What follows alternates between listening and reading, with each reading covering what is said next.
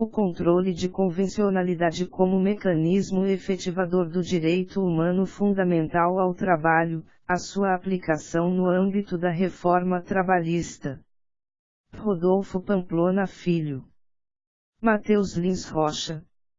Resumo: o controle de convencionalidade é um mecanismo essencial, utilizado com o objetivo de adequar o ordenamento jurídico brasileiro infraconstitucional ao que dispõem os tratados internacionais de direitos humanos.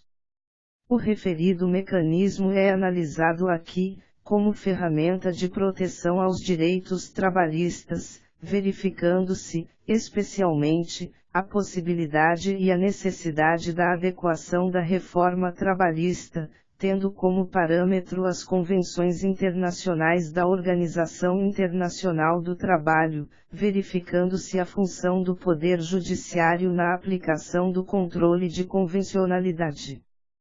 1. Introdução. O controle de convencionalidade é um importante mecanismo que ainda é desconhecido pela grande maioria dos operadores do direito brasileiro. Todavia, o referido mecanismo do direito internacional já demonstrou sua eficácia no que se refere à efetivação dos direitos humanos fundamentais no âmbito da sua aplicação dos Estados latino-americanos. Com a aprovação da reforma trabalhista, muito se tem discutido no que se refere à redução de direitos trabalhistas. Neste sentido, o presente artigo objetiva verificar a necessidade e aplicabilidade do controle de convencionalidade para a efetivação do direito ao trabalho digno, bem como verificar se o mecanismo de controle pode ser aplicado à reforma trabalhista.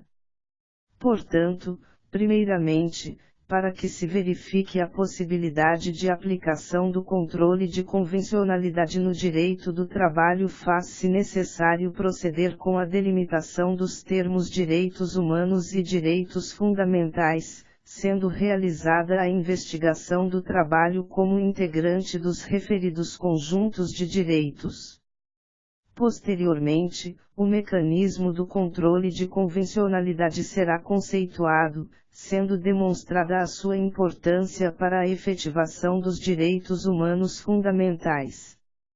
Em seguida, as convenções da Organização Internacional do Trabalho serão estudadas, verificando-se a possibilidade de constituírem a parametricidade do controle das legislações trabalhistas, de acordo com os predominantes entendimentos doutrinários e jurisprudenciais.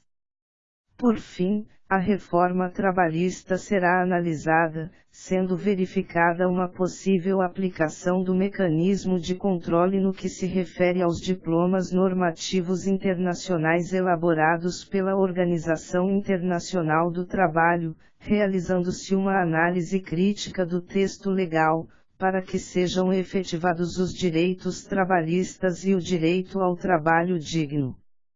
A presente pesquisa se justifica pela relevância teórica que possui, tendo em vista que o controle de convencionalidade é um mecanismo pouco conhecido e discutido no âmbito dos operadores do direito brasileiro, inclusive no que se refere ao direito do trabalho. Existe, ainda, uma contradição insolúvel entre os posicionamentos do Supremo Tribunal Federal e de grande parte da doutrina, no que se refere à parametricidade do controle de convencionalidade, o que afeta, diretamente, a forma de sua aplicação.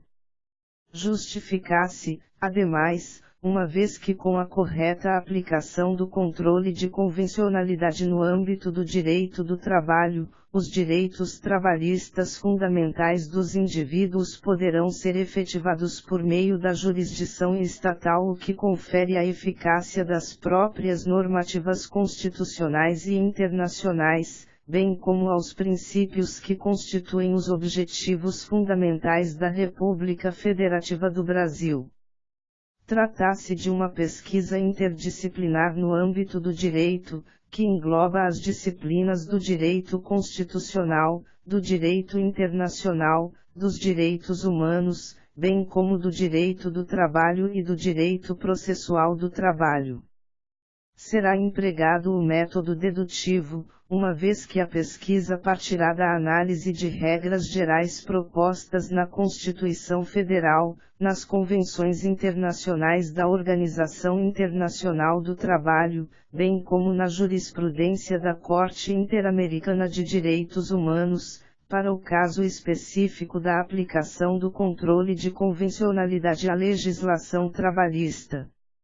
A vertente metodológica do presente trabalho corresponde à jurídico-dogmática, uma vez que este se relaciona com a análise do ordenamento jurídico brasileiro, especificamente no que se refere às regras e princípios do ordenamento jurídico, sem interferência dos outros setores do conhecimento. A linha deste trabalho é a crítico-metodológica, uma vez que objetiva repensar o direito do trabalho com a aplicação do controle de convencionalidade, para a promoção dos direitos humanos fundamentais. Esta pesquisa será trabalhada com dados primários, sendo estes a legislação, a jurisprudência, bem como a doutrina. Já a técnica metodológica a ser utilizada será a pesquisa teórica, tendo em vista que esta construirá conceitos específicos e investigará diferentes argumentações dos setores dos já referidos ramos do direito para que possam ser utilizadas para a criação das conclusões e proposições. 2. O trabalho como um direito humano fundamental. A expressão trabalho decorre do significado da dor. Etimologicamente, independentemente do idioma que se estude, é perceptível que a expressão que define o significado de trabalho é derivada da dor e do sofrimento. Neste sentido, a expressão portuguesa trabalho, a francesa travail e a espanhola trabalho, são derivadas do vocábulo latino tripalium, que é a denominação de um instrumento de tortura composto por 3 paus. Ademais, as expressões lavoro e labor italiana e inglesa, respectivamente, são derivadas de labor, palavra também latina que remete à dor, ao sofrimento, à fadiga ou à atividade penosa, o que também relaciona a expressão grega ponos. Corrobora com esse entendimento o disposto no capítulo 3, versículo 19 do livro Gênesis, onde pode-se verificar que Adão foi punido com a necessidade de se submeter ao trabalho para obter o seu sustento. Entretanto, após diversas conquistas sociais, a expressão trabalho sofreu com uma modificação completa, na medida em que escravos e servos se utilizavam deste como um fator que poderia proporcionar a liberdade ou a independência, bem como por força dos homens livres que ofereciam ao trabalho o valor de lazer e de aperfeiçoamento do espírito. Verifica-se, deste modo, que o conceito de trabalho foi modificado de forma completa, deixando de ser um fator completamente negativo que retirava a dignidade do ser humano, para consubstanciar-se em um fator positivo e que, nas palavras de Benjamin Franklin, dignifica o homem. O trabalho é evidenciado, deste modo, como um valor básico da vida humana. Ratifica este entendimento a comparação dos textos constitucionais do artigo 136 da Constituição de 1937 com o artigo 6º da Constituição de 1988. Enquanto o texto da década de 30 estabelecia o trabalho como um dever social, a nossa última Constituição é expressa ao afirmá-lo como direito social. Para que se analise o referido valor básico como um direito humano fundamental, faz-se necessário que seja procedido com a delimitação dos conceitos dos termos direitos do homem, direitos fundamentais e direitos humanos. Mesmo que sejam delimitados os presentes conceitos, verifica-se que estes não serão afastados no que se refere aos seus respectivos significados. por força da gradativa evolução dos direitos fundamentais ao longo da história, estabelecer um conceito preciso dos direitos fundamentais constitui-se em tarefa difícil. José Afonso da Silva estabelece que são utilizadas várias expressões para designá-los, tais como direitos naturais, direitos humanos, direitos do homem, direitos individuais, direitos públicos subjetivos, liberdades fundamentais, liberdades públicas e direitos fundamentais do homem. Verifica-se que as referidas expressões são completamente correlacionadas com os direitos fundamentais, tendo até mesmo sido utilizadas como sinônimos. Cumpre aqui ser realizada a análise dos conceitos das expressões direitos do homem, direitos humanos e direitos fundamentais. A expressão direitos do homem possui relação com o período jusnaturalista, se relacionando intimamente com a proteção do ser humano, independentemente do momento histórico ou local. Os direitos do homem não necessitam estar, obrigatoriamente, positivados em determinado diploma normativo. A referida expressão é constituída pela presença dos direitos mais inerentes ao homem, havendo a consolidação destes, de forma absoluta, não por força da escrita do direito positivado, mas pela consciência humana, lapidada ao longo da história. O direito internacional público está intimamente relacionado com a expressão direitos humanos. A doutrina majoritária, que pode ser representada pelos ensinamentos de Dirley da Cunha Júnior, estabelece que os direitos humanos compreendem todas as prerrogativas e instituições que conferem a todos, universalmente, o poder de existência digna, livre e igual.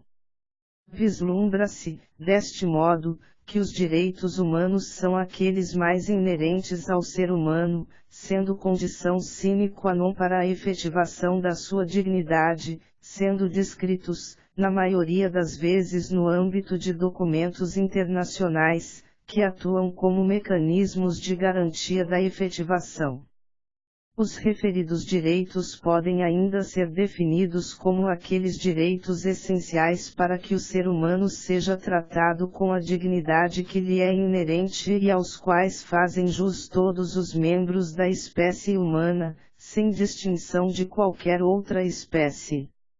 É possível conceituar os direitos fundamentais como os direitos mais essenciais para a concretização da dignidade da pessoa humana, positivados em determinado ordenamento jurídico, devendo esta positivação ser realizada na Constituição do respectivo Estado. Dirley da Cunha Júnior conceitua os direitos fundamentais de forma sistemática, observando a estrutura da Constituição Federal, como o gênero ou categoria genérica que abrange todas as espécies de direitos, sejam elas referentes às liberdades, à igualdade e à solidariedade, ou, em especial e designadamente, os direitos civis individuais e coletivos, capítulo I, os direitos sociais, capítulo 2 e título 8, os direitos de nacionalidade, capítulo 3, os direitos políticos, capítulo 4, e os direitos dos partidos políticos, capítulo V, além dos direitos econômicos, título 7. A partir da análise sistemática da Constituição Federal, vislumbra-se que os direitos fundamentais são, em verdade, todas as matérias tratadas no título 2 da Carta Magna Brasileira. Entretanto, não se pode afirmar que estes direitos se esgotam nestas previsões ou na própria Constituição. Os direitos fundamentais, todavia, se consubstanciam como núcleo da proteção da dignidade da pessoa, sendo estes inerentes ao homem e oponíveis ao Estado. Ademais, estabelece Miguel Calmon Dantas. Neste sentido, os direitos fundamentais participam do coração do constitucionalismo, dão-lhe um norte, direcionando a ação do poder constituinte, em cada nova manifestação, como também da sociedade composta pelos seus intérpretes, que devem conduzir-se sempre no desiderato da consagração, expansão, promoção, efetividade e garantia dos direitos fundamentais. Dirley da Cunha Júnior ainda estabelece e delimita um conceito constitucional aos direitos fundamentais, unindo o sentido formal com o material nos seguintes termos. Os direitos fundamentais são todas aquelas posições jurídicas favoráveis às pessoas que explicitam, direta ou indiretamente, o princípio da dignidade humana, que se encontram reconhecidas no texto da Constituição formal, fundamentalmente formal, ou que, por seu conteúdo e importância, são admitidas e equiparadas, pela própria Constituição, aos tratados que esta formalmente reconhece, embora dela não façam parte, fundamentalidade material.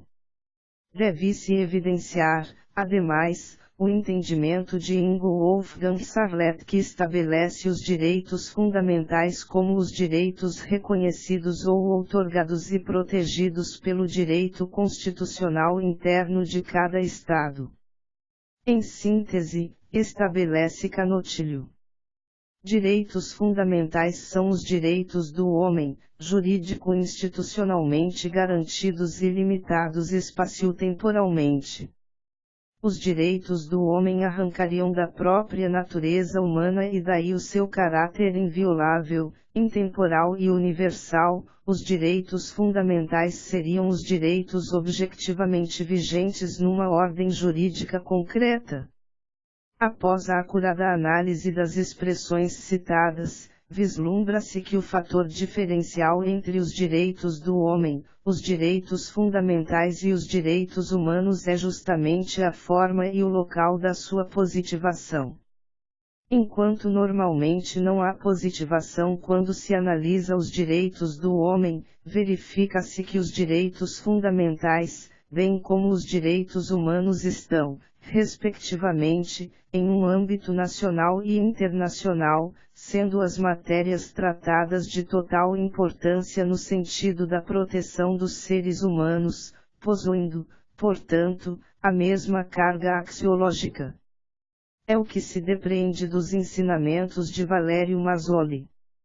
Como se nota, ambas as expressões analisadas direitos do homem e direitos fundamentais diferem do conceito de direitos humanos por versarem diretos que, ou não estão inscritos em quaisquer textos, direitos do homem, ou estão apenas previstos na ordem jurídica interna dos Estados, direitos fundamentais.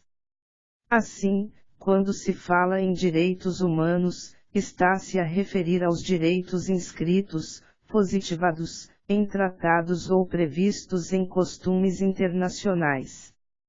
Trata-se, em suma, daqueles direitos que já ultrapassaram as fronteiras estatais de proteção e ascenderam ao plano de proteção internacional. No mesmo entendimento, Dirley da Cunha Júnior aduz que preliminarmente, é preciso esclarecer que os direitos fundamentais não passam de direitos humanos positivados nas constituições estatais. Giovanni Peixoto demonstra o mesmo entendimento ao afirmar que os direitos fundamentais são, em essência, direitos humanos transformados em direito constitucional positivo. André Ramos Tavares, por sua vez, demonstra que existe uma verdadeira proximidade entre as espécies de direito referidas, beirando a igualdade. Outro fator que corrobora com o quanto abordado, são as características comuns que as espécies de direitos possuem. A historicidade, universalidade, irrenunciabilidade, inalienabilidade, imprescritibilidade e a proibição do retrocesso são características inerentes aos direitos fundamentais, assim como aos direitos humanos. Diante de tudo isso, a expressão direitos humanos fundamentais é utilizada por grande parte da doutrina, evidenciando, claramente, que existe, em verdade, uma estreita aproximação entre as expressões discutidas. Alexandre de Moraes evidencia este fator aduzindo que prefere a expressão direitos humanos fundamentais, explicitando que os referidos direitos colocam-se como uma das previsões absolutamente necessárias a todas as constituições, no sentido de consagrar o respeito à dignidade humana, garantir a limitação do poder e visar o pleno desenvolvimento da personalidade humana.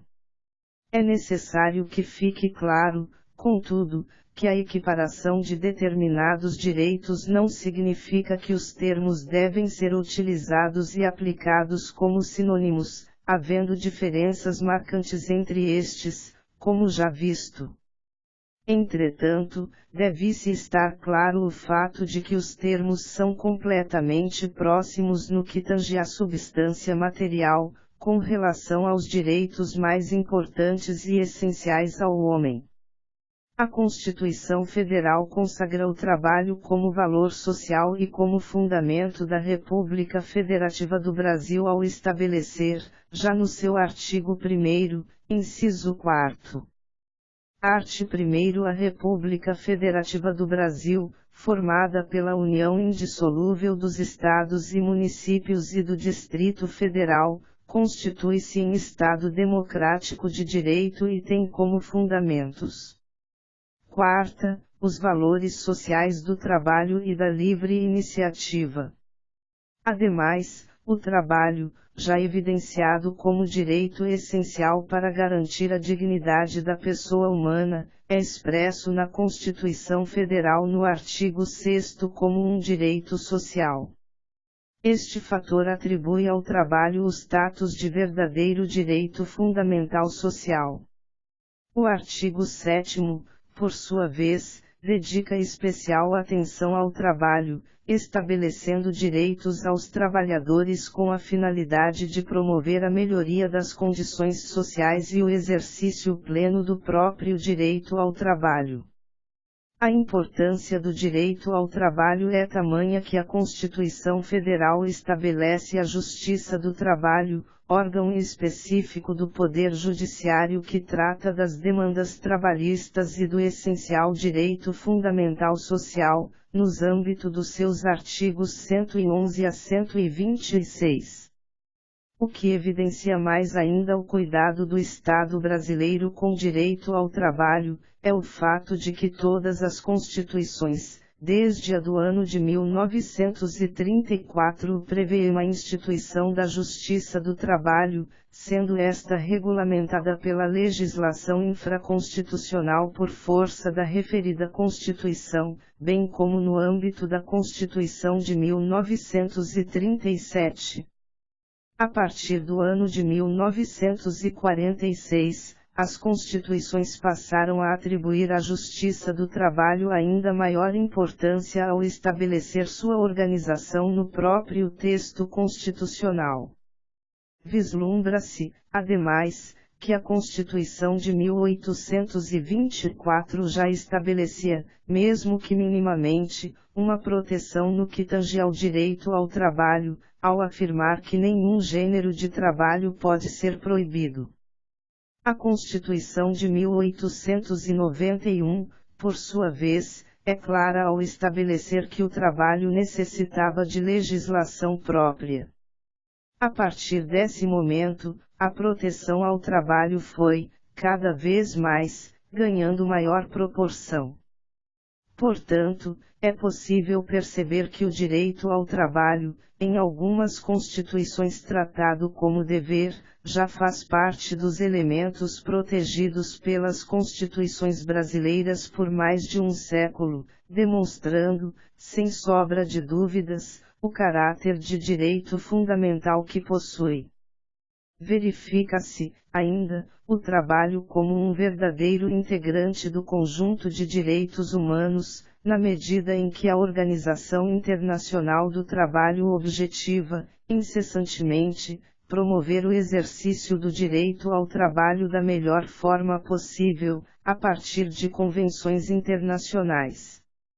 O direito internacional do trabalho tem como finalidade a regulamentação dos direitos e obrigações no que se refere a empregados e empregadores no âmbito das relações laborais, fixando parâmetros mínimos e básicos no direito do trabalho, que devem ser aplicados pelos Estados. Objetiva, ademais, promover a dignidade da pessoa humana e o bem-estar social. Neste sentido, a Organização Internacional do Trabalho, criada pelo Tratado de Versalhes, já celebrou 189 convenções e 201 recomendações sobre a proteção do ser humano no direito do trabalho. Em que pese já existam mecanismos que ajudem no combate do descumprimento das convenções internacionais do trabalho, sendo estas, a reclamação e a queixa, vislumbra-se que outro mecanismo, que tem se mostrado cada vez mais efetivo, deve ser analisado e aplicado. 3. O controle de convencionalidade como mecanismo efetivador dos direitos humanos fundamentais. A comunidade internacional, no panorama jurídico e social da atualidade, procura promover a efetivação dos direitos humanos fundamentais aos indivíduos da melhor forma possível. Neste sentido, é possível verificar que o mecanismo do controle de convencionalidade serve como importante ferramenta a fim de que os ordenamentos jurídicos dos Estados possam promover a efetivação dos direitos trabalhistas, bem como dos demais direitos fundamentais. Com a acurada análise da Constituição Federal de 1988, vislumbra-se podem ser extraídas 3 vertentes no que se refere aos direitos fundamentais.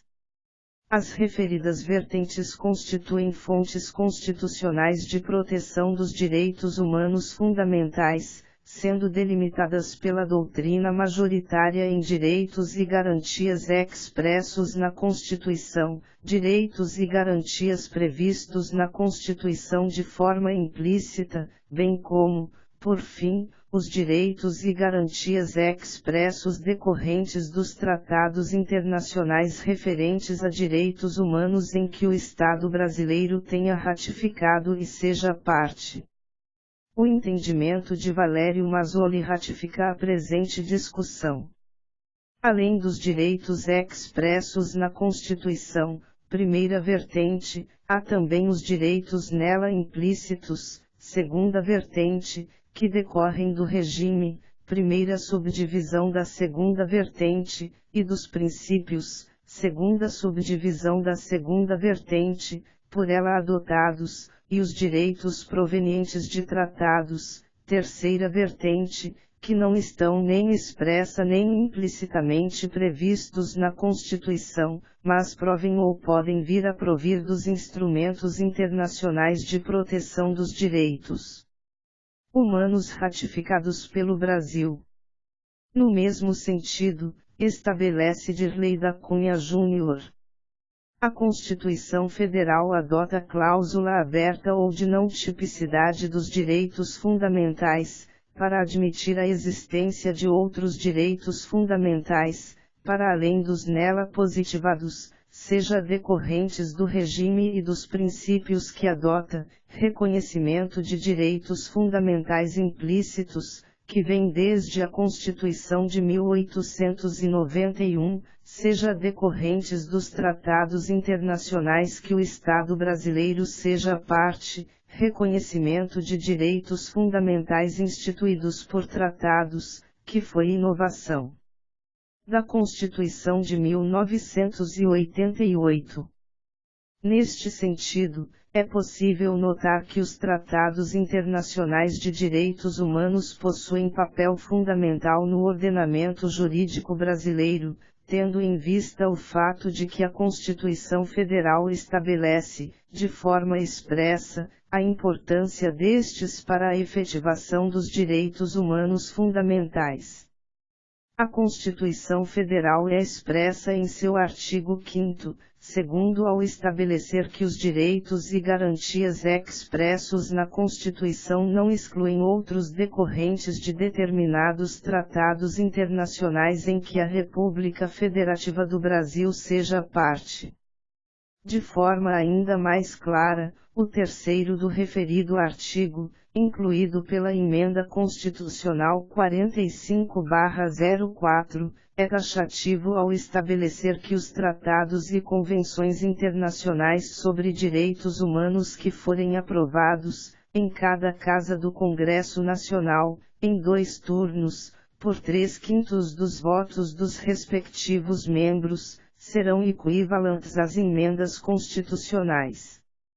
Com a leitura do texto constitucional, conclui-se que uma vez incorporados determinados direitos humanos ao ordenamento jurídico pátrio, por meio dos tratados e convenções internacionais, o bloco de constitucionalidade ou a parametricidade dos mecanismos de controle de convencionalidade do ordenamento ganha maior dimensão, ampliando-se.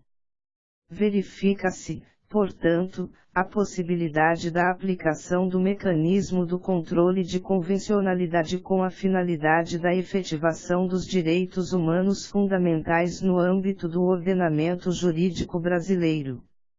Já aplicado e amplamente discutido no que se refere aos tribunais da grande maioria dos estados latino-americanos, o controle de convencionalidade atua como protetor das minorias e dos direitos humanos fundamentais, devendo ser aplicado, principalmente, por meio da jurisdição constitucional. É possível conceituar o controle de convencionalidade como a compatibilização das normas de direito interno com os tratados de direitos humanos ratificados pelo governo e em vigor no país. No ano de 1975, o Conselho Constitucional francês citou pela primeira vez o mecanismo de fundamental importância que serve justamente para adequar as normas de determinado ordenamento jurídico no que se refere às disposições dos tratados internacionais de direitos humanos ratificados por determinado Estado. Antônio Augusto Cansado Trindade já se pronunciava, desde o século passado, no sentido de haver a possibilidade da adequação das leis internas às obrigações acordadas em tratados internacionais pelos Estados-partes. A significação e o alcance dos tratados sobre proteção dos direitos humanos hão de ser medidos igualmente por seus possíveis efeitos no direito interno dos Estados-partes. Por vezes tais tratados impõem deveres que implicam a interação entre suas normas e as de direito interno. Assim, tanto pode haver um impacto de tais tratados no direito interno dos Estados-partes como efetivamente tem ocorrido, no sentido de acarretar mudanças legislativas internas harmonizando as leis nacionais com as obrigações convencionais quanto, vice-versa, e menos estudado até hoje, do direito interno no sistema daqueles tratados. Por sua vez, Sidney Guerra define o controle de convencionalidade como um novo dispositivo jurídico fiscalizador das leis infraconstitucionais, frisando que as normas internas de determinado Estado devem se adequar ao disposto nos tratados internacionais ratificados. Pontua, ainda, o autor. Este instituto garante controle sobre a eficácia das legislações internacionais e permite dirimir conflitos entre direito interno e normas de direito internacional e poderá ser efetuado pela própria Corte Interamericana de Direitos Humanos ou pelos tribunais internos dos países que fazem parte de tal convenção. Canotilho estabelece, no âmbito do direito português, que as normativas de determinado direito comunitário constituem direito aplicável, de forma direta, no que se refere a todos os Estados-membros, possuindo validade e eficácia imediata. Portanto, assevera que os atos normativos referidos atuam com a possibilidade de derrogar as leis internas portuguesas que eventualmente possam dispor de forma contrária. Ademais, pontua o autor, que a primazia do direito comunitário é uma fonte normativa da própria ordem jurídico-constitucional. Já no que se refere à aplicação do mecanismo ao ordenamento jurídico brasileiro, vislumbra-se que este é ainda desconhecido pelos operadores do direito, sendo portanto pouco debatido pelo Poder Judiciário brasileiro. Todavia, faz-se necessário que os operadores do direito entendam o controle de convencionalidade como um essencial mecanismo que possibilita a efetivação dos direitos humanos fundamentais. Verifica-se que o mecanismo tem sido utilizado, de forma gradativa, nos países da América Latina, bem como no âmbito da Corte Interamericana de Direitos. É possível concluir, deste modo, que o bloco de constitucionalidade brasileiro possibilita a aplicação tanto do já conhecido controle de constitucionalidade como, também, do controle de convencionalidade que adequa os dispositivos infraconstitucionais aos tratados internacionais de direitos humanos ratificados e em vigor no Brasil, possuindo, portanto, uma parametricidade específica. A consolidação da ferramenta do controle de convencionalidade no âmbito da jurisprudência da Corte Interamericana de Direitos Humanos é evidenciada pelo julgamento dos casos Mirna Mac e Chang v. Guatemala, Almonacidade Ano e outros vs. Chile, trabalhadores demitidos do Congresso vs. Peru, Cabrera Garcia de Montiel Flores vs. México, Gelman vs. Uruguai e Gomes Landetiali. Guerrilha do Araguaia, vs. Brasil, todos disponíveis no site da Corte Interamericana de Direitos Humanos. Ademais, verifica-se que o mecanismo já é amplamente discutido e aplicado no âmbito da maioria dos países latino-americanos. Determinados estudos já demonstram que o Chile, a Argentina, o México, o Peru, o Uruguai, a Costa Rica, a Colômbia e a República Dominicana cumprem as determinações estabelecidas na jurisprudência da Corte Interamericana de Direitos Humanos no sentido da aplicação do controle, colocando o mecanismo como importante ferramenta no que tange à finalidade de promover a efetivação dos direitos humanos fundamentais. Como a análise da doutrina citada, vislumbra-se o entendimento no sentido da necessidade da utilização do referido controle, no âmbito do Poder Judiciário dos Estados. Neste sentido, o controle de convencionalidade deve ser, cada vez mais, discutido e analisado, pelos aplicadores do direito brasileiro, para que este possa alcançar avanços no âmbito da promoção e efetivação dos direitos humanos fundamentais pela adequação das disposições do ordenamento jurídico pátrio. 4. As convenções internacionais da Organização Internacional do Trabalho como parâmetro de controle de convencionalidade no âmbito do direito do trabalho. O direito internacional do trabalho já foi discutido aqui como importante ramo do direito que estabelece e protege os direitos mais essenciais dos indivíduos no que se refere ao trabalho por meio das convenções internacionais da Organização Internacional do Trabalho.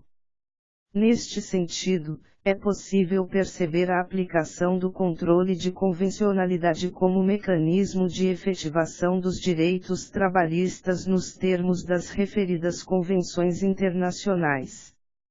Entretanto, para que sejam adequadas as legislações trabalhistas às convenções internacionais da OIT, deve ser verificado o posicionamento hierárquico das referidas convenções, para que, a partir disso se verifique a forma de aplicação do mecanismo de controle. No âmbito do ordenamento jurídico brasileiro, a posição hierárquico-normativa dos tratados internacionais que versam sobre os direitos humanos é discutida por 4 teorias, com posicionamentos divergentes.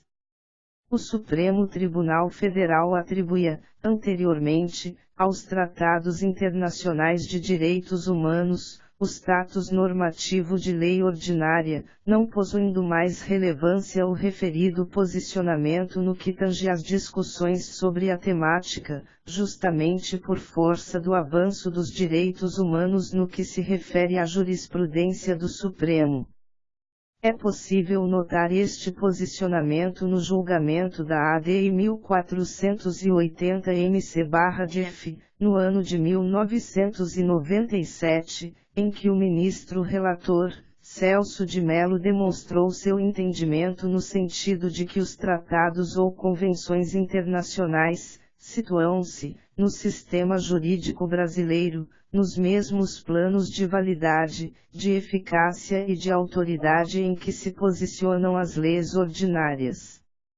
Celso de Albuquerque Melo entende que os tratados internacionais que versam sobre direitos humanos possuem status supraconstitucional.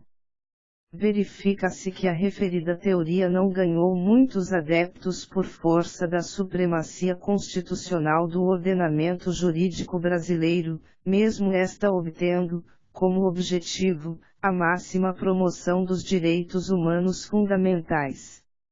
No que se refere à teoria mais utilizada pela doutrina de direitos humanos, verifica-se que Antônio Augusto Cansado Trindade, Flávia Piovesan e Valério Mazzoli, pronunciam seus respectivos entendimentos, de forma convergente, com o objetivo de promover a maior efetividade da aplicação do mecanismo do controle de convencionalidade. A referida teoria doutrinária se fundamenta no artigo 5º, 2º da Constituição Federal que, como cláusula constitucional aberta, atribui um status constitucional aos tratados internacionais de direitos humanos independentemente da forma de sua incorporação ao ordenamento jurídico brasileiro, ou seja, independentemente do disposto no 3º do mesmo artigo. Tal tese é corroborada pela previsão do artigo 4º, 2ª da Constituição Federal que estabelece a prevalência dos direitos humanos. Estabelece, ademais, Flávia Piovesan que a dignidade da pessoa humana é fundamento da República Federativa do Brasil, nos termos do artigo 1º, inciso 3º da Constituição Federal. Essa teoria possibilita a aplicação do controle de convencionalidade tendo como parâmetro qualquer tratado internacional que versa sobre direitos humanos, inclusive no que se refere às convenções internacionais da Organização Internacional do Trabalho. Para Mazzoli, a forma da incorporação de determinado tratado internacional de direitos humanos ao ordenamento jurídico brasileiro, inclusive no que se refere às convenções internacionais da OIT, tão somente define o enquadramento do referido tratado no status materialmente constitucional ou no status material e formalmente constitucional. Aplicando-se à realidade do ordenamento jurídico brasileiro, o primeiro enquadramento se relaciona com as normas não incorporadas de acordo com os ditames previstos no 3º do artigo 5º da Constituição, enquanto o segundo enquadramento se relacionaria com as normas incorporadas conforme o referido procedimento. A aplicação prática da referida diferenciação, ainda segundo o autor, é que no primeiro caso, os tratados internacionais de direitos humanos poderiam atuar como parâmetro somente na aplicação do controle de convencionalidade na sua modalidade difusa, enquanto no segundo caso os referidos tratados seriam integrantes do bloco de parâmetro para o controle de convencionalidade, tanto na modalidade difusa, quanto na sua forma concentrada. Entretanto, o entendimento que prevalece no Supremo Tribunal Federal, definido em votação apertadíssima, é o defendido por Gilmar Mendes no âmbito do julgamento do recurso extraordinário 466.343 SP pelo Supremo Tribunal Federal. Por conseguinte, parece mais consistente a interpretação que atribui a característica de supralegalidade aos tratados e convenções de direitos humanos. Essa tese pugna pelo argumento de que os tratados sobre direitos humanos seriam infraconstitucionais, porém, diante de seu caráter especial em relação aos demais atos normativos internacionais, também seriam dotados de um atributo de supralegalidade. 4 ministros acompanharam esse entendimento, totalizando 5 votos, enquanto 3 votos acompanharam o entendimento do ministro Celso de Mello, que modificou seu entendimento antigo proferido no ano de 1997, radicalmente, ao propor que sejam considerados os tratados internacionais de direitos humanos como possuidores de um status constitucional no âmbito do ordenamento jurídico brasileiro. Ou seja, o voto vogal venceu o voto do ministro relator por 5 votos a 4, o que evidencia a completa divergência sobre o tema. O fato é que para o Supremo Tribunal Federal, os tratados internacionais que versam sobre direitos humanos, ratificados pelo Brasil, sendo estes anteriores ou posteriores à Emenda Constitucional 45/2004, possuem status de norma infraconstitucional e supralegal, nova hierarquia criada, quando não tenham sido incorporados conforme o procedimento previsto no 3º do artigo 5º da Constituição Federal. Deste modo, no entendimento do Supremo, somente são equivalentes às emendas constitucionais, os tratados internacionais de direitos humanos que tenham sido incorporados conforme o disposto no referido 3º, o que atribui um status constitucional ao tratado. O importante é que, independentemente da teoria aplicada no que se refere à hierarquia dos tratados internacionais que versam sobre direitos humanos, o controle de convencionalidade já pode e deve ser aplicado no âmbito do ordenamento jurídico brasileiro, conforme proferiu o ministro Teori Zavascki em seu voto na ADI número 5240, com relatoria do ministro Luiz Fux, no ano de 2015, que estabelece: mesmo que seja considerada, como reza a jurisprudência do Supremo, uma norma de hierarquia supralegal, e não constitucional, penso que o controle, que se poderia encartar no sistema de controle da convencionalidade, deve ser exercido para aferir a compatibilidade da relação entre uma norma supralegal e uma norma legal. Neste sentido, se a teoria proferida pela doutrina majoritária de direitos humanos e proposta pelo ministro Celso de Mello fosse aplicada pelo Supremo Tribunal Federal, todas as convenções internacionais da Organização Internacional do Trabalho ratificadas pelo país em vigor, seriam, de fato, parâmetro de controle de convencionalidade e do próprio bloco de constitucionalidade, possibilitando a adequação da consolidação das leis do trabalho, bem como da reforma trabalhista de forma mais facilitada, nítida e indiscutível. Entretanto, conforme o entendimento do Supremo Tribunal Federal, depreende-se que nenhuma das convenções internacionais que tratam do direito do trabalho fazem parte do bloco de constitucionalidade ou até mesmo do parâmetro de controle de convencionalidade no ordenamento jurídico brasileiro, sendo este parâmetro limitado apenas ao Tratado Internacional de Nova York sobre Pessoas com Deficiência e seu protocolo facultativo, aprovados conforme o estabelecido no artigo 5º, 3º da Constituição Federal. Esse fator gera o questionamento no sentido de que, será que o Supremo decidiu a questão no sentido da melhor forma de promover os direitos humanos fundamentais?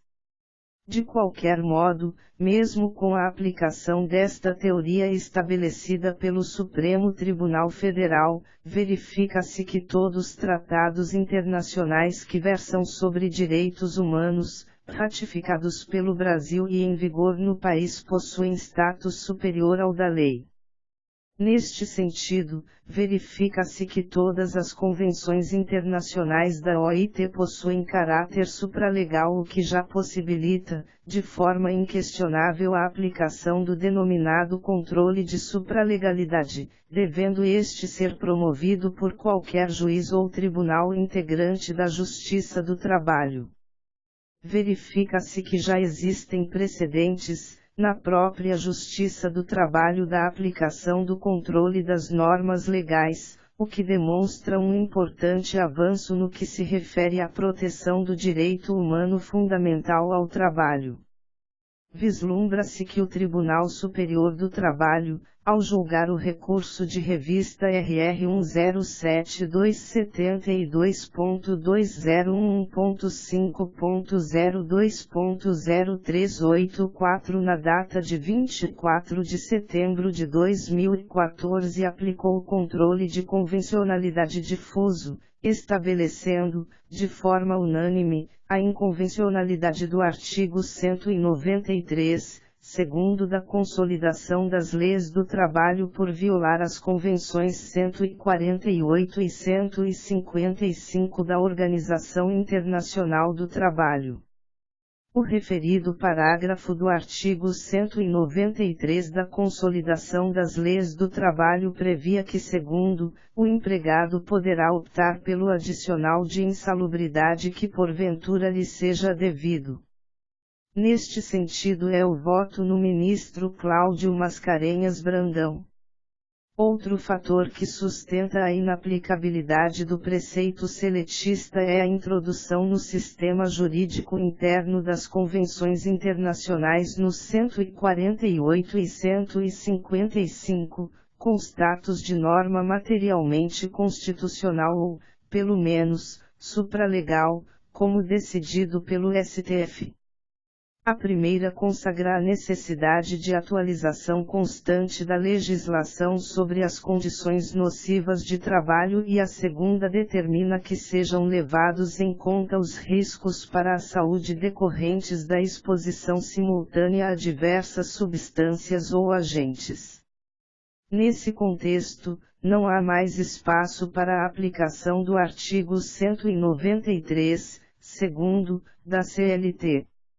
Deste modo, percebe-se que o Tribunal Superior do Trabalho cumpriu o determinado pela Corte Interamericana de Direitos Humanos ao proceder com a aplicação do controle de convencionalidade na modalidade difusa, promovendo, desta forma, a efetivação dos direitos humanos fundamentais.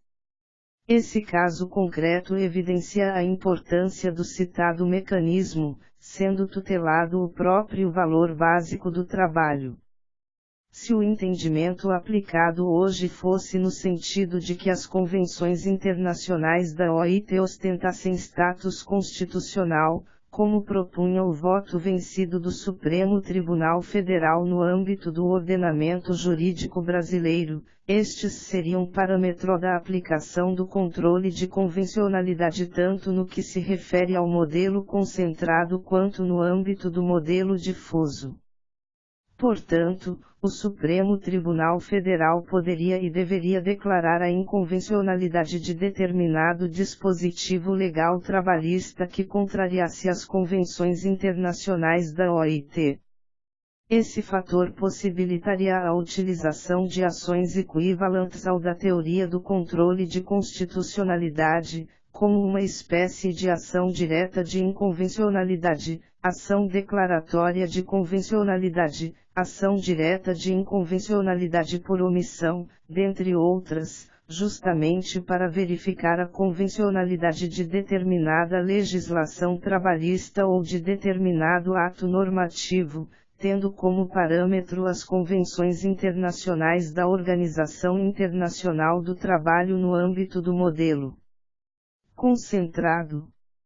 No que se refere à modalidade difusa do controle de convencionalidade, esta deve ser realizada da mesma forma que o controle de constitucionalidade difuso conceituado por Dirley da Cunha Júnior como aquele que é realizado no curso de uma demanda judicial concreta, e como incidente dela, por qualquer juiz ou tribunal. Do mesmo modo, é possível conceituar o controle de convencionalidade em sua modalidade difusa como o controle das leis e atos normativos de determinado ordenamento jurídico, no âmbito incidental de determinada demanda judicial, a ser realizado e aplicado por qualquer juiz ou tribunal, tendo como parâmetro os tratados internacionais de direitos humanos ratificados no Brasil e em vigor no país, produzindo efeitos interpartes. Neste sentido, estabelece Mazzoli. Portanto, o controle difuso de convencionalidade é aquele a ser exercido por todos os juízes e tribunais do país, a requerimento das partes ou ex officio. Uma vez que todos os tratados de direitos humanos em vigor no Brasil guardam nível materialmente constitucional, constitui obrigação dos juízes e tribunais locais, inclusive do STF, VG, quando decide um recurso extraordinário, um habeas corpus etc., invalidar as leis internas sempre quando menos benéficas que o Tratado de Direitos Humanos em causa, em atenção ao princípio pro homine que afrontam as normas internacionais de direitos humanos que o Brasil aceitou, por meio de ratificação formal, na órbita internacional. Nesse caso, também há exemplo do que ocorre no controle difuso de constitucionalidade, a decisão judicial que invalida uma lei interna em razão do comando de um tratado só produz efeitos interpartes, isto é, somente entre os atores participantes do caso concreto. Entretanto, trabalhando-se com o que foi definido pelo Supremo Tribunal Federal, vislumbra-se que no âmbito do direito do trabalho deve ser aplicado o controle de supralegalidade, tendo como parâmetro as convenções internacionais da Organização Internacional do Trabalho, com a finalidade de promover da melhor forma o direito humano fundamental ao trabalho com o controle da legislação trabalhista. Verifica-se a indiscutível possibilidade de aplicação da adequação das decisões judiciais às convenções internacionais da OIT por forçado disposto no artigo 5º, inciso 3º, alínea da Constituição Federal de 1988 que estabelece que o Poder Judiciário cumula a competência para efetuar o controle das decisões judiciais, quando estas sejam incompatíveis com o estabelecido nas referidas convenções, por meio do recurso especial, in verbis. Art. 105. Compete ao Superior Tribunal de Justiça. Terceira, julgar, em recurso especial, as causas decididas, em única ou última instância, pelos tribunais regionais federais ou pelos tribunais dos estados, do Distrito Federal e territórios, quando a decisão recorrida a contrariar tratado ou lei federal, ou negar-lhes vigência. A jurisprudência da Corte Interamericana de Direitos Humanos, por sua vez, já se consolidou estabelecendo que os Estados partes da Convenção Americana devem proceder com o controle de convencionalidade em sua modalidade difusa e concentrada, sendo dever dos juízes e tribunais a realização deste controle. Os casos denominados de Case of the Dismissed Congressional Employees, Aguado, El Faro et al., v. Peru, Cabrera Garcia e Montiel Flores v. México, e Gelman vs. Uruguai ratificam o entendimento de que a referida adequação das disposições do ordenamento jurídico de determinado Estado é dever dos juízes e tribunais, que devem proceder com o referido controle até mesmo ex officio, inclusive no que se refere ao direito do trabalho nacional e internacional. Além disso, Mazzoli explicita que os poderes judiciários dos Estados partes da Convenção Americana possuem o dever de realizar a aplicação do controle de convencionalidade. Explicita, ademais, que na hipótese de determinado Estado se recusar a aplicar o mecanismo, já estaria constituído motivo suficiente para ensejar a responsabilidade internacional do Estado pela violação dos direitos humanos. Conclui-se, portanto, que é dever dos julgadores a realização da adequação das leis trabalhistas ao disposto nas convenções internacionais da Organização Internacional do Trabalho, seja no âmbito do controle de convencionalidade, por força da teoria defendida pela doutrina majoritária ou no que tange ao controle de supralegalidade que pode e deve ser aplicado, de forma indiscutível, por força da supracitada decisão do Supremo Tribunal Federal, como já ocorrido no do referido recurso de revista RR 107271.201.5.02.0384. Com a finalidade da efetivação dos direitos trabalhistas, bem como do direito humano fundamental social ao trabalho, o Judiciário brasileiro deve promover as convenções internacionais da OIT como um verdadeiro parâmetro de controle. 5. A reforma trabalhista e sua possível adequação às convenções da Organização Internacional do Trabalho. A Organização Internacional do Trabalho já elaborou 189 convenções internacionais, sendo que 96 já foram ratificadas pelo Brasil, não estando mais em vigor 16 destas. Verifica-se, portanto, que o controle das legislações trabalhistas, no âmbito do ordenamento jurídico brasileiro possui, como parâmetro, 80 convenções internacionais da OIT que atuam com a finalidade de proteger o trabalhador e o direito ao trabalho.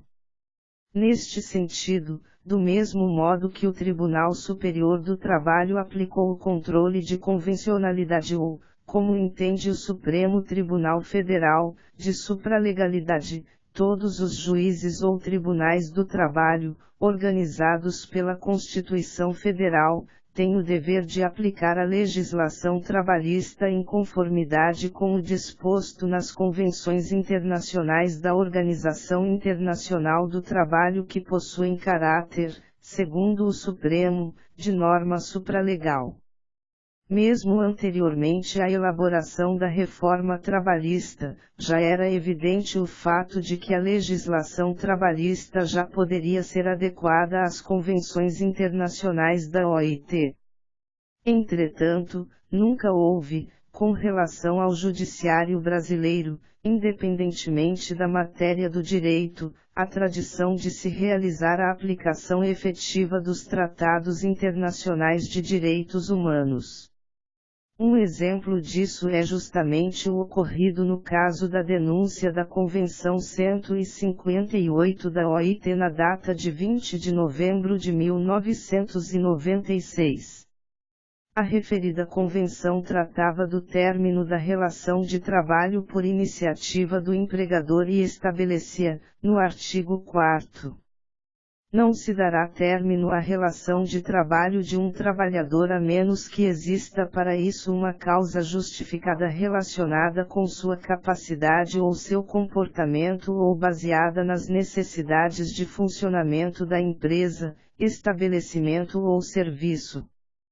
O referido artigo poderia ter sido utilizado como parâmetro de adequação de diversos dispositivos da Consolidação das Leis do Trabalho que prevê uma dispensa sem justa causa ou a despedida arbitrária, fato tão comum nas relações de emprego brasileiras. Os artigos 147, 332 terceiro, 479, 499 segundo e 502, inciso segundo, todos da Consolidação das Leis do Trabalho trazem hipóteses relacionadas com a despedida sem justa causa. Entretanto, o Decreto 21001996, assinado pelo então presidente Fernando Henrique Cardoso, denunciou a ratificação do Estado brasileiro no que se refere à Convenção 158 da OIT. Foi proposta, portanto, uma ação direta de inconstitucionalidade, ADI 1625, no ano de 1997 pela Confederação Nacional dos Trabalhadores na Agricultura, discutida pelo Supremo até o presente momento. Já existe precedente no sentido da declaração incidental de inconstitucionalidade do referido decreto. Inconstitucionalidade do Decreto 2.100/96. Denúncia unilateral da Convenção 158 da OIT. A Convenção 158 da OIT é um tratado de direito humano social. A aprovação e ratificação de um tratado de direitos humanos é um ato complexo, necessitando da conjugação da vontade de dois poderes, legislativo e executivo, em claro respeito ao princípio da separação dos poderes previsto no artigo 2º da CR/88, bem como ao sistema de freios e contrapesos, checks and balances, consagrado na forma republicana de governo. Logo, a denúncia unilateral pelo Presidente da República, por meio de decreto, da Convenção 158 ratificada pelo Congresso Nacional é formalmente inconstitucional, por violação ao procedimento previsto no artigo 49, e, da CF, Argink número 000570317.2016.5.17.0000, acórdão referente à súmula número 42 disponibilizado no Caderno Judiciário do Tribunal Regional do Trabalho da 17ª Região Diário Eletrônico da Justiça do Trabalho número 2153 às páginas 216/221, no dia 23 de janeiro de 2017, considerando-se publicado em 24 de janeiro de 2017. Entretanto, o Pleno do Tribunal Regional do Trabalho da 17ª Região, neste ano, decidiu suspender os efeitos da súmula 42 do referido tribunal. Verifica-se, portanto, a comum inefetividade dos diplomas internacionais de direitos humanos no que se refere ao ordenamento jurídico brasileiro. No que tange, de forma específica à Lei 13.467 de 2017, mais conhecida como Reforma Trabalhista, é importante que se verifique se suas disposições se encontram em conformidade com o estabelecido nas convenções internacionais da OIT ratificadas e em vigor no país. Alguns pontos devem ser discutidos.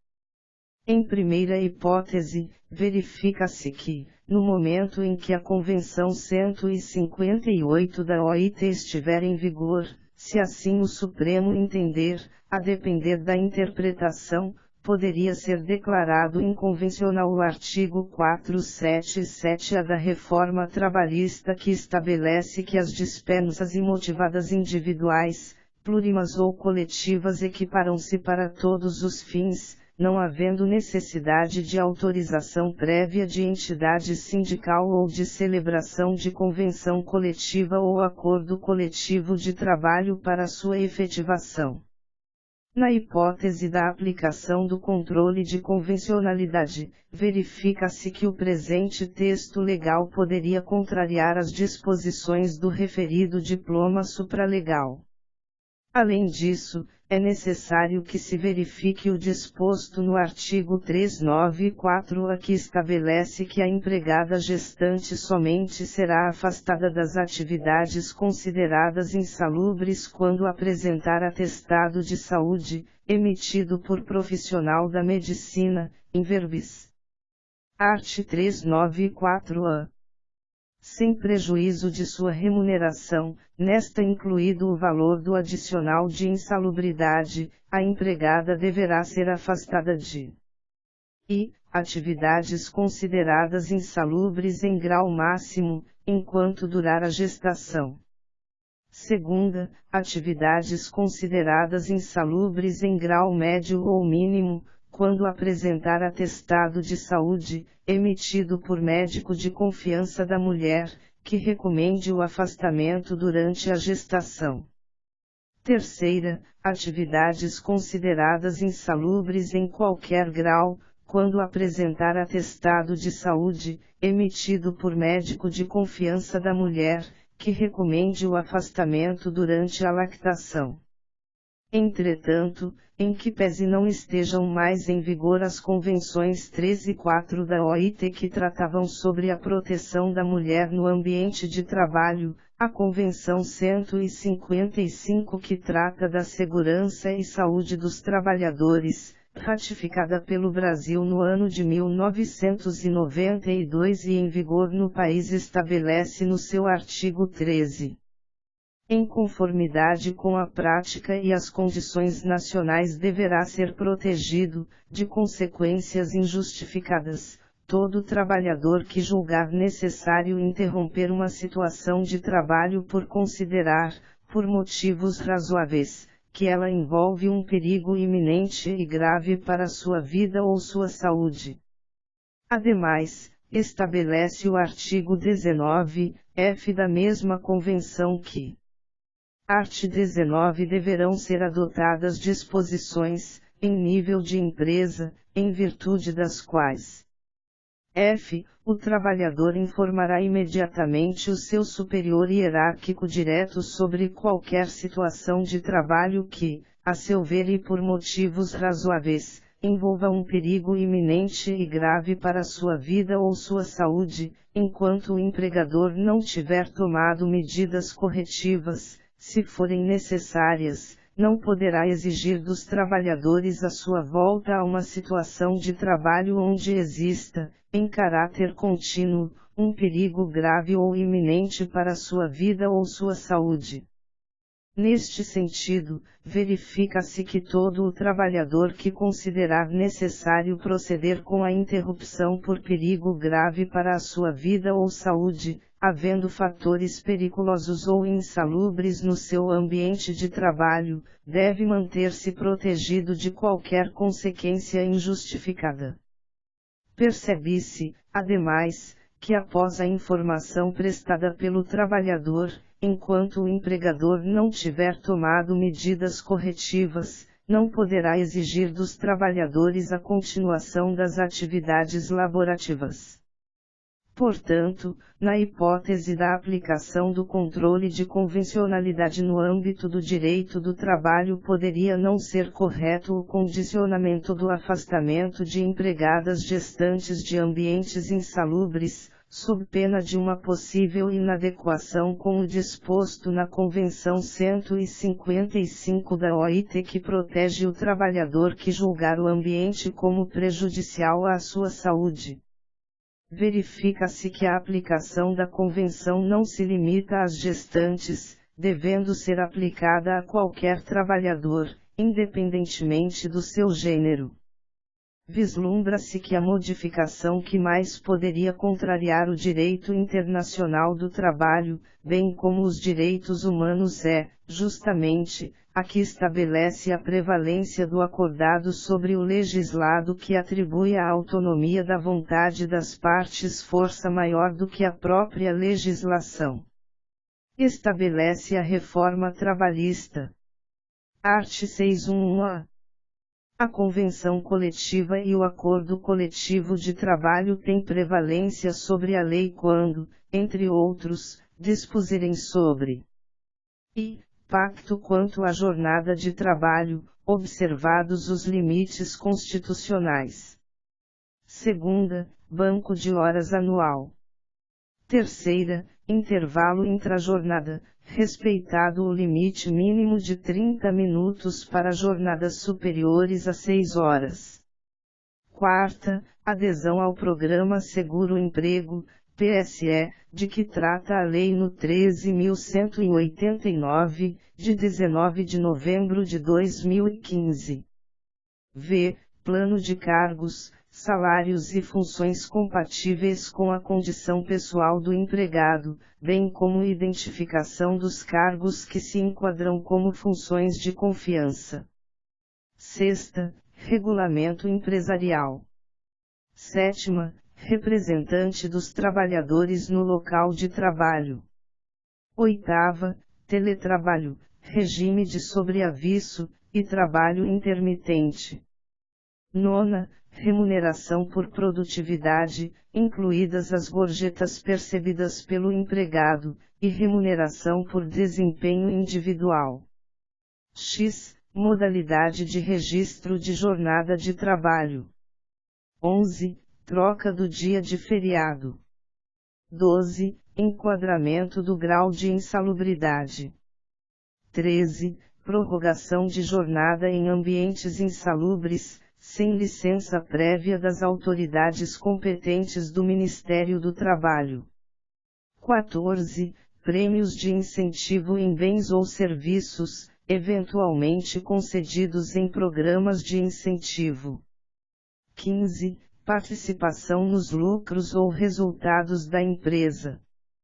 Todavia, é certo que, no âmbito prático, as partes contratantes no direito coletivo do trabalho nem sempre se encontram, efetivamente, em patamar de igualdade.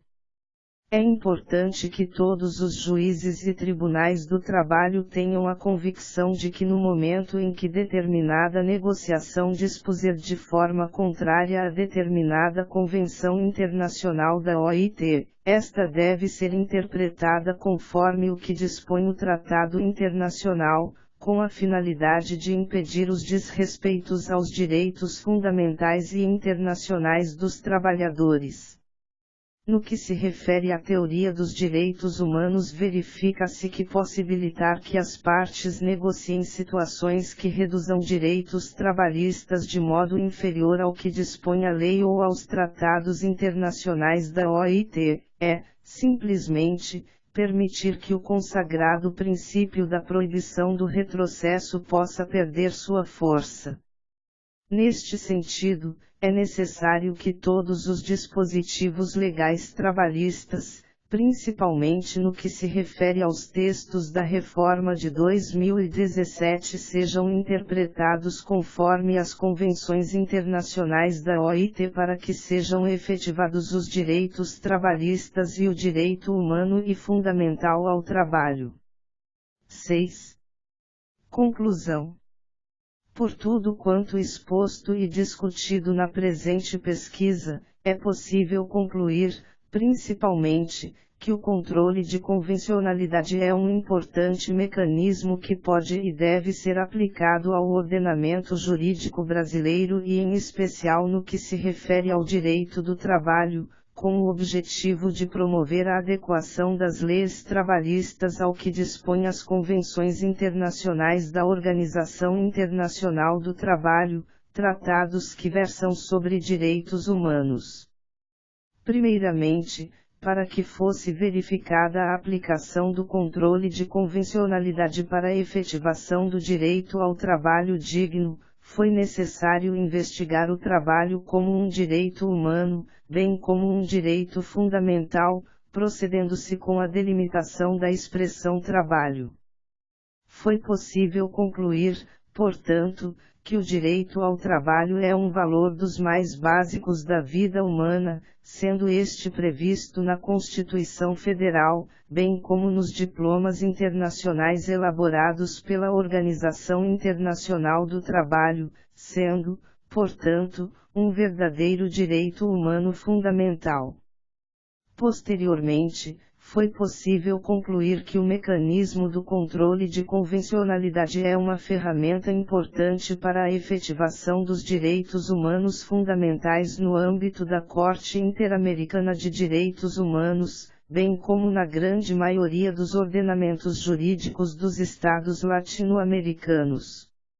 Neste sentido, foi realizado o estudo da hierarquia normativa do ordenamento jurídico brasileiro, verificando-se 4 teorias que divergem em seus entendimentos, sendo possível identificar que 2 destas ainda possuem muita força no âmbito das discussões doutrinárias. A partir disso, foi possível verificar que as convenções internacionais da OIT são, no ordenamento jurídico brasileiro, verdadeiros parâmetros de controle de convencionalidade, se utilizada a teoria majoritária da doutrina de direitos humanos, ou de supralegalidade, utilizando-se a teoria predominante no Supremo Tribunal Federal, sendo clara, portanto, a possibilidade da adequação das leis trabalhistas ao quanto disposto pelos referidos tratados internacionais. Por fim, alguns pontos da reforma trabalhista foram discutidos, como possíveis objetos do controle de convencionalidade, para que se verifique a aplicação prática do Instituto como mecanismo efetivador do direito ao trabalho digno. Conclui-se, deste modo, a possibilidade e a necessidade da aplicação do mecanismo do controle de convencionalidade, ou supralegalidade, no âmbito do direito do trabalho brasileiro, de forma difusa ou concreta, obrigatoriamente, por todo juiz singular ou tribunal, com a finalidade de adequar as legislações trabalhistas às normativas das convenções internacionais da Organização Internacional do Trabalho, justamente para que sejam efetivados os direitos humanos fundamentais dos trabalhadores.